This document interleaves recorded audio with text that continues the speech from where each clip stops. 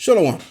First and foremost, I want to give all of the praises and the glory to the Most High and His Son, Yahweh, Ba'ashem Yahushai, Ba'ashem Rakak Radash, and double honor to the apostles of the great millstone that have taught us this truth, and to include the other bishops on down.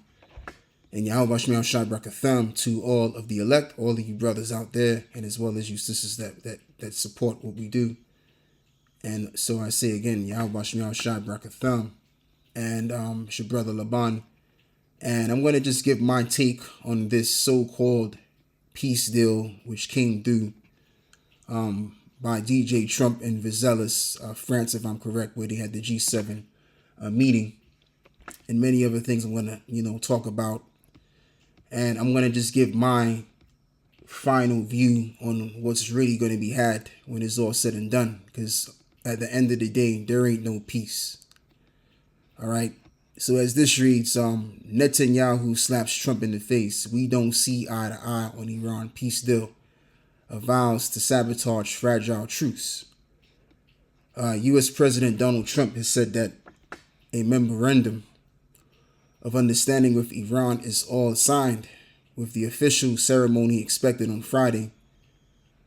However, Israeli officials have rejected the peace deal and vowed to continue opening new fronts in their multiple wars of aggression in the region. And another thing too, a lot of these Z's within the land of Israel to include, which is quite obvious, that they don't even agree with what Trump did, because at the end of the day, the goal is to go to war. That's on the books, right?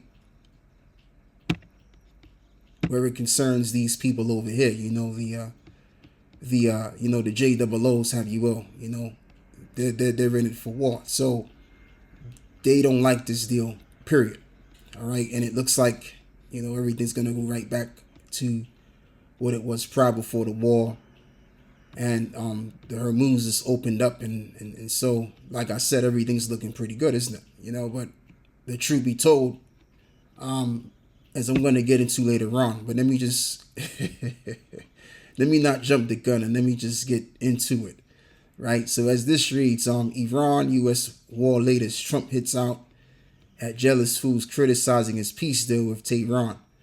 The U.S. president told the G7 that he would go back to bombing if a full agreement was not struck within 60 days. So, is it really a peace deal if they don't agree with it? Because the thing with Iran is not on the losing side. Iran is on the winning side of things. So there's no need for them to call it quits. But it's for America to call it quits, because on every single level they've lost the war, and they don't have the upper hand at all. They really don't. Even where it concerns the oil, which is I believe the Strait of Hormuz is the fifth largest oil distributor in the world, right?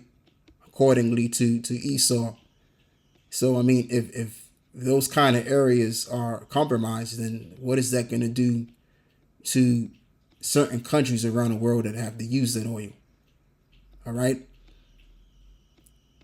It's going to cause prices to go high. It's going to cause economies to crash because you can't afford the energy.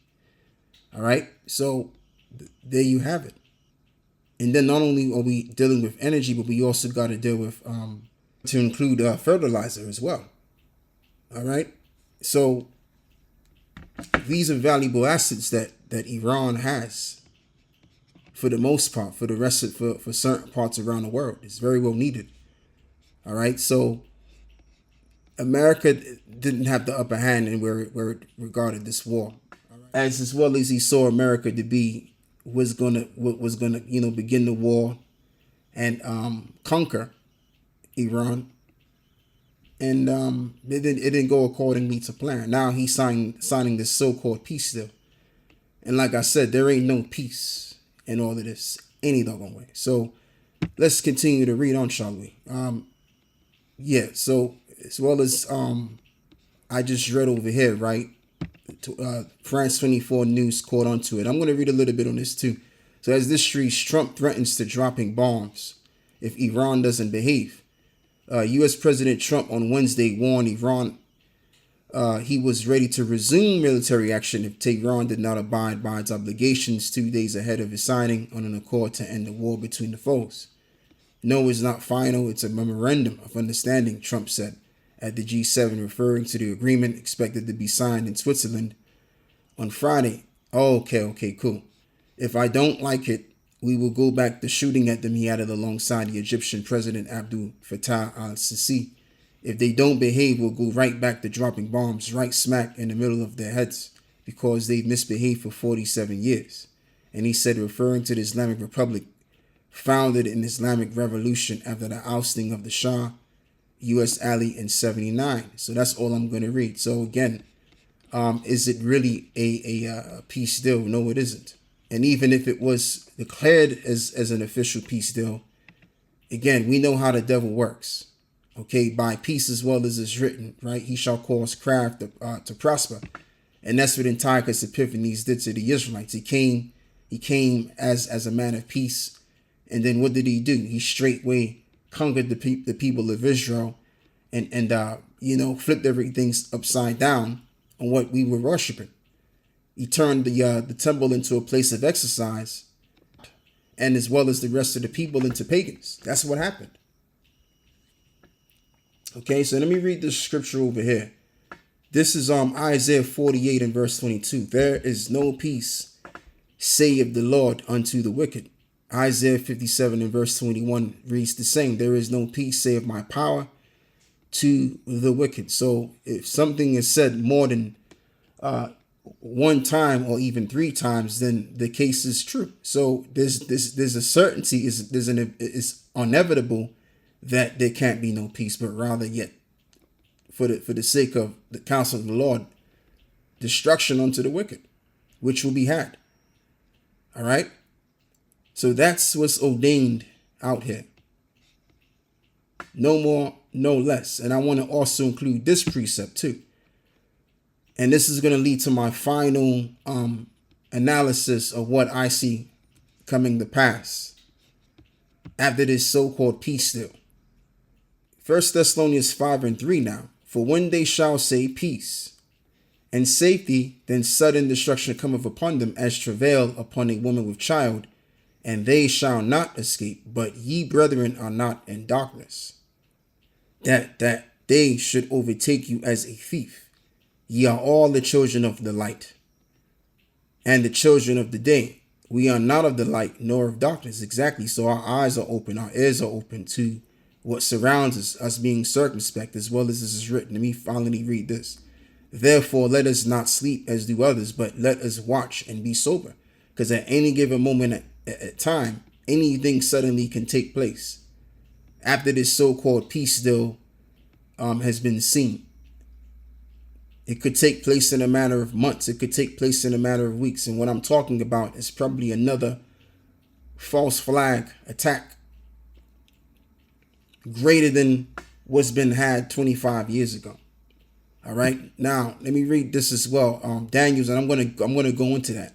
Daniel's 8 in verse 25. And through his policy, he also he shall cause craft to prosper in his hands, and he shall magnify himself in his heart, and by peace shall destroy many. He shall also stand up against the prince of princes, but he shall be broken without hand. And that's how Antiochus Epiphanes came. So we know how these devils get down. They're applying the same cunning tactics. They're declaring themselves as men of peace. But there's a hidden agenda, and the hidden agenda is for the sake of bringing destruction for their own going. All right, that's the whole thing. So just like I said, my final analysis is to that. There's going to be a false flag attack, and you know what's heavy. As soon as I was thinking about this article, which I didn't have on deck because I was in the midst of setting up this lesson that I'm doing right now.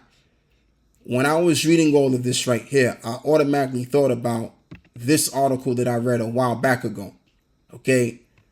And this could very well be next in plan. Okay. And as soon as I thought about this article, this popped up on my feed on YouTube. I didn't go find this. Like, this just popped out of nowhere. It's like the spirit was letting me know, look, yeah, you're right. You know, This woman here, Laura Loomer, she brings it out. Soon there will be a massive Islamic tea attack in America, and the perpetrators will likely have financial ties, etc., etc., etc. Okay, so there you go. So I could be very well in my and I could be very well right in my analysis, because at the end of the day, what does Israel want? They want war. They want chaos, because there's a great agenda at large, and that great agenda at large is at one world system. All right. So they're going to get a war. And the real reason why they're going to get a war is because it's prophesied that they're going to get a war. But guess what? When they get this war going, it ain't going to end the way they expect it. It's going to end in the way that the Lord already had it ordained. And this war could very well be the war. And it's not no could, excuse me. There ain't no could. This war is going to be the war that's going to bring an end to all worlds. And the Western civilization, as well as you know it, and the super elite, the rich, whatever you want to call them, the plutocrats, they're going to be hiding down the ground bunkers, as well as the scripture says. And the next thing is going to be is we going to be delivered out of this nuclear destruction. And the ones of us that have been delivered, we going to find their asses, and we going to put them into captivity. So their captivity is going to begin after their ruins. Okay, after their own ruin. So this is what I very well believe that could very well happen in a matter of months' time, being that this so-called peace deal has been put in place anyway. All right. Iran releases proof. Israel is planning worse than 9/11, as you can see here on America, to destroy Trump's ceasefire. And you can call this a somewhat of a ceasefire deal.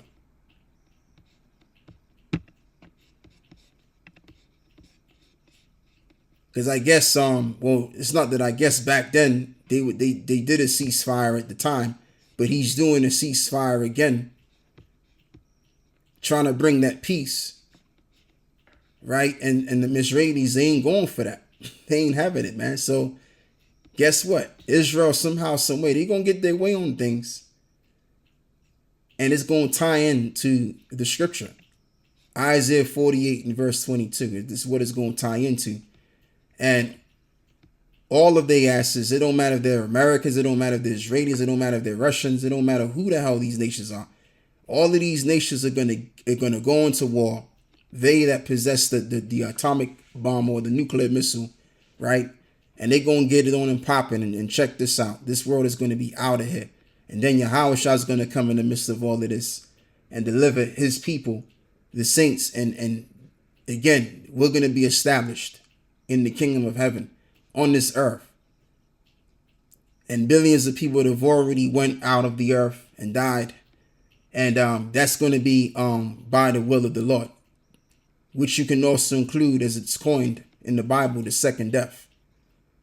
All right. So all of these nations getting together with this third woe, which is coming quickly, is going to bring in that second death. And all of these nations are not going to have anything left after they get done destroying themselves. Okay. And the only nation that's going to be at last standing is going to be the elect of the nation of Israel, which is going to rule next. And that's how it's all going down, baby. So yeah, with that, I want to close this one out, giving all of the praises and the glory to the Most High and the Son, Yahweh Bashim Yahweh Shai, Ba'ashem Rakah HaKadosh. With that, I'm going to close on this one, and I say Shalom.